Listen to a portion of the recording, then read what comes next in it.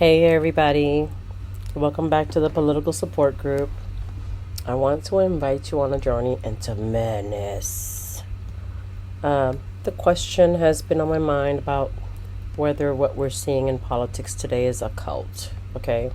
MAGA gets really upset about that word, but they usually would in a cult, okay? They don't like to be called a cult.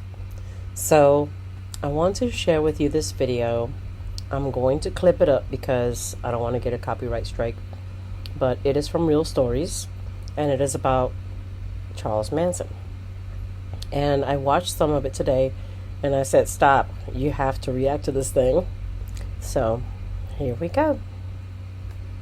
Then 3 months after the murders, detectives got word that a young Californian girl had made an extraordinary jailhouse confession. A story so strange, it was almost unbelievable. It was a crazy story. Yeah, it was very crazy. Susan was the nicest person you ever want to meet. Talking to her in that period of time, you would think it was impossible. I mean, she was just a very nice young lady. 21-year-old Susan Atkins had claimed to cellmates that she and a group of her friends were responsible for the terrible crimes. If these were typical murderer types or robbers or rapists or burglars, it wouldn't have been quite as shocking. But they started looking at the backgrounds of these people. Most of them came from good middle-class families in the suburbs. Leslie Van Houten was a homecoming queen. Tex Watson was a star athlete.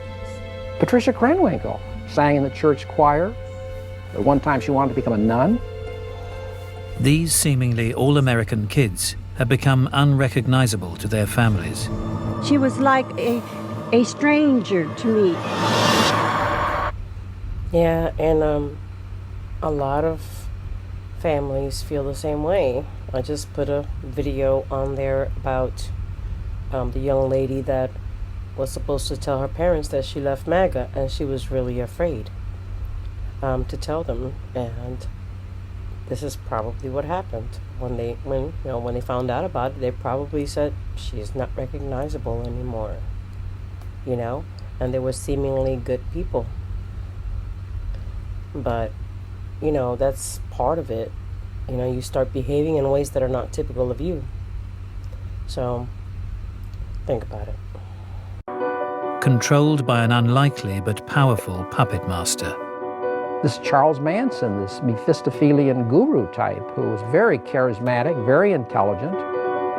35-year-old ex-convict Charles Manson commanded an unerring devotion from his hippie disciples. They would kill seemingly at his whim. He did control them, and when he said jump, they jumped. The name Charles Manson would become synonymous with evil. But who was this diminutive guru? And how was he able to convince his young devotees to commit frenzied, bloody murder? By the 1950s, in his rare periods of freedom, Manson expanded his criminal repertoire to include pimping young women from a Hollywood apartment. The qualities that a pimp has to entrap, intimidate, extort, run the life of their prostitutes, rent them out, sell them, and so forth.